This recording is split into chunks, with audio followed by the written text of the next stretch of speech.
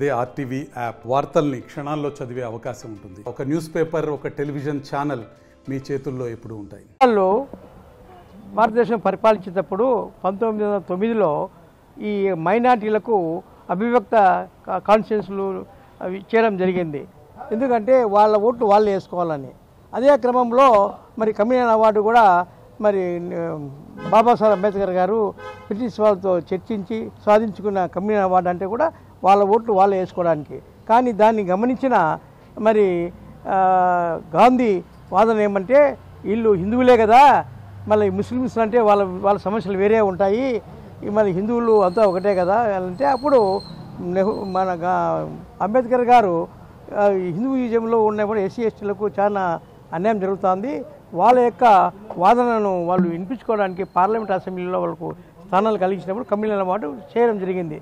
దీన్ని గమనించిన గాంధీ మరి పరవాడ జైల్లో ఆయన సత్యాగ్రహం చేసి ఈ పాయింట్, ఎందుకంటే కమ్యూనల్ అవార్డు వస్తే ఇబ్బంది అవుతుంది, వాళ్ళు కూడా జనరల్లోనే ఉండాలా, అందరూ ఓట్లు వేస్తేనే వాళ్ళు ఎమ్మెల్యేలు కావాలా, వాళ్ళ వ్యక్తులు వాళ్ళు ఓట్లు వేయకూడదని ఉద్దేశంతో ఆయన పరవాడ జైల్లో సత్యాగ్రహం చేయడము. తద్వారా మరి ప్రజల్లో కూడా భారతదేశంలో అప్పుడంతా స్వాతంత్ర సమరంలో జరిగేటప్పుడు గాంధీని అందరూ నాయకుడిగా భావించిన సందర్భంలో మరి అవగాహన లోపంతో వలన ఒత్తిడి తీసుకొచ్చి అంబేద్కర్ గారిని మరి ఈ కమ్యూనల్ అవార్డు లేకుండా మామూలు జనరల్ ఎస్సీ ఎస్టీ నియోజకవర్గాలకు ఒప్పించడం జరిగింది.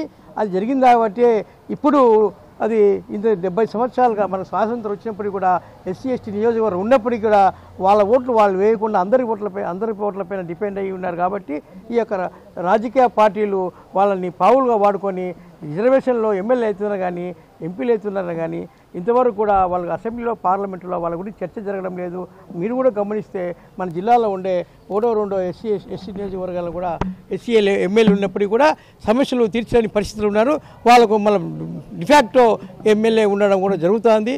కాబట్టి ఇది చాలా అన్యాయం జరిగిన రోజు. కాబట్టి ఈ యొక్క సమాజానికి ఎస్టీ వాళ్ళ సమాజానికి మనకు ఆ రోజు గాంధీ ద్వారా మనకు అన్యాయం జరిగిందని తెలియచెప్పడమే ఈ యొక్క రౌండ్ టేబుల్ సమావేశము.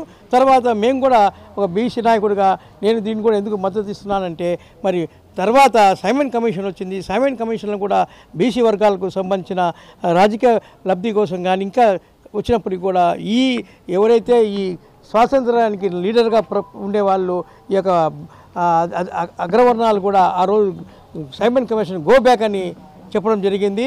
ఆ గో బ్యాక్ అని చెప్పిన వాడే మళ్ళీ ఈయన టంగుటూరి ప్రకాశం మంత్రులు ఆయన కేసరి అని సింహం అని మనమంతా ఉండి మొదటి ఆంధ్రప్రదేశ్ సీఎం కూడా అయినాడు. కాబట్టి వీళ్ళందరూ కూడా మన ఎస్సీ ఎస్టీ బీసీ మైనార్టీలందరూ కూడా మోసం చేసినారు.